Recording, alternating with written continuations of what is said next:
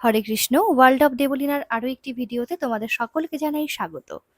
তো আমাকে অনেকেই প্রশ্ন করছে, তুমি কি কোনোদিনও ভগবানকে দেখেছো? তো আমি তোমাদের জন্য একটি রিপিট প্রশ্ন করছি। হ্যাঁ, তোমরা কি কেউ কোনোদিনও ভগবানকে দেখেছো সামনাসামনি? দেখেছো তো, তাই না? নাকি দেখোনি? একটু কমেন্টে আমাকে জানাও তো দেখি যে ভগবানকে তোমরা দেখেছো কিনা। তো এই প্রশ্নটা আমি যাকেই করেছি সেই বলেছে যে ভগবানকে দেখিনি, তবে বিশ্বাস করি তিনি আছেন। না, সামনাসামনি দেখিনি, তবে অনুভব করি। আবার অনেকে বলছেন যে না, ভগবান বলে কিছু হয় না, এসব মিথ্যে, আমরাই আসল, আর কিছু না।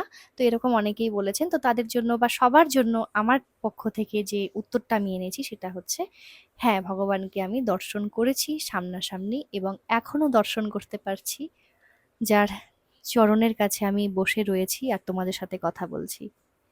এটা ছবি হলেও এটাই তো ভগবান, উনিই তো আসল ভগবান। আমরা তো উনাকেই পূজা অর্চনা করি, মনের কথা খুলে বলি।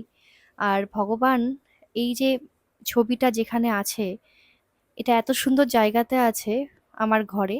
আমার যখন মন খারাপ হয় চরণের কাছে এসে অনেক কান্নাকাটি করি, মনটা একদম ফ্রেশ হয়ে যায়, মানে দারুণ লাগে আমার। তো উনিই তো ভগবান, তাই না? তো এই কথাটা শুনে হয়তো অনেকের হাসি পাচ্ছে, তাদের জন্য বলছি যে ধরো তোমাদের কোনো ছবি আমি বাস স্ট্যান্ডে টাঙিয়ে দিলাম, টাঙিয়ে আমি লিখে দিলাম যে ওর সাথে কেউ কথা বলবেন না, আর দেখা হলেও পুলিশ স্টেশনে নিয়ে আসবেন, উনি চুরি করেছেন। তো এটা দেখে যারা প্রত্যক্ষদর্শী বা যারা যারা রাস্তা দিয়ে যাবে তারা কি ভাববে? যে যার ছবি, ঠিক আছে, তাকেই তো ভাববে, নাকি ছবি আর মানুষটা আলাদা? ছবি আর মানুষ যদি এক হতে পারে, তাহলে ভগবানের ছবি আর ভগবান কিভাবে আলাদা হতে পারে? এই প্রশ্নটার আমাকে উত্তর দাও।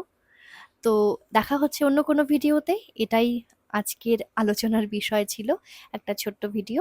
আশা করি তোমাদের ভালো লেগেছে। আর তোমরা এবার থেকে যেই বলবে যে ভগবানকে দেখেছিস কোনোদিনও, বলবে যে হ্যাঁ দেখেছি, এই তো আমার ভগবান। হরে কৃষ্ণ।